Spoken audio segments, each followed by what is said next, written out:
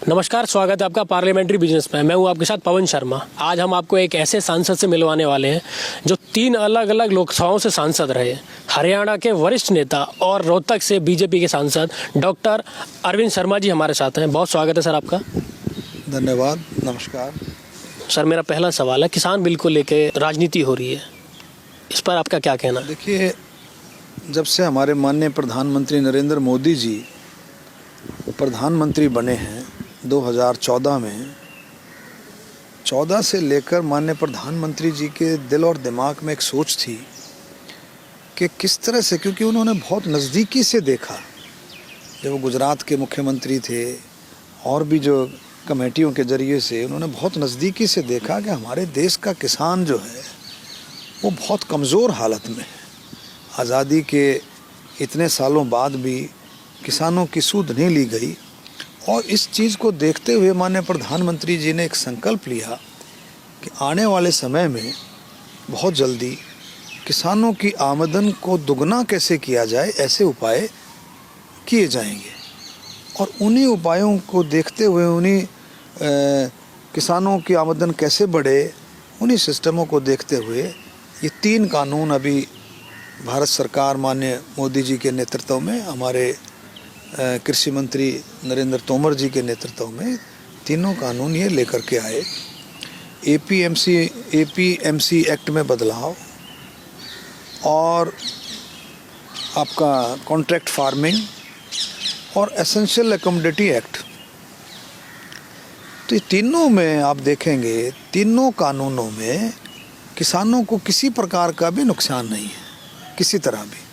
क्योंकि मैं ये दावे के साथ कह सकता हूँ कि माननीय प्रधानमंत्री जी के नेतृत्व में किसी भी प्रकार का किसान का, खेती हर मजदूर का, गरीब का, दलित भाइयों का, बैकवर्ड भाइयों का, नौजवान, कर्मचारी, व्यापारी, बुज़ुर्गों का, महिलाओं का, सैनिकों का, एक्स सर्विसमैन जो दूसरे डिपार्टमेंटों से हैं, किसी का भी माननीय प्रधानमंत्री जी के नेतृत्व में कोई किसी तरह की कमी नहीं रह सकती। वो हमेशा अपने देश के बारे में सोचते हैं, देश की जनता के बारे में सोचते हैं, इन सभी तबकों के बारे में सोचते हैं। तो किसानों का नुकसान कैसे हो सकता है?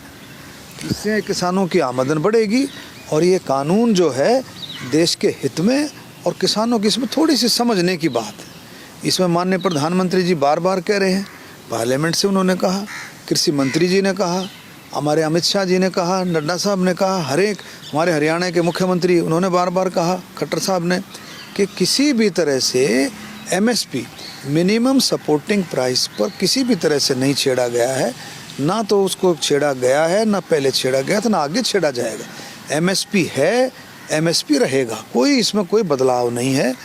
लेकिन कई तरह की मिसअंडरस्टैंडिंग जो है वो भ्रमित कर रहे हैं विपक्ष वाले लोगों को, जो है किसान भाइयों को।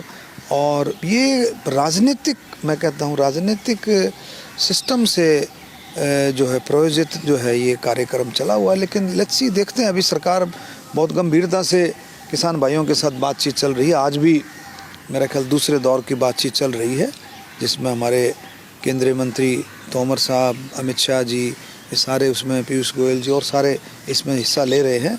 और करीबन 40 किसान नेता, अलग अलग डिफरेंट संगठनों से किसान नेता, आदरणीय किसान नेता भी उसमें भाग ले रहे हैं।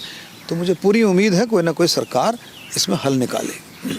सर, मेरा अगला सवाल है, एक निर्दलीय विधायक हैं हरियाणा से, उन्होंने इस्तीफा दे दिया है। सरकार को कितना खतरा है? क्या कोई सियासी उठापटक हरियाणा की राजनीति में देखने को मिल सकती है? देखिए, ये आपने देखा, हर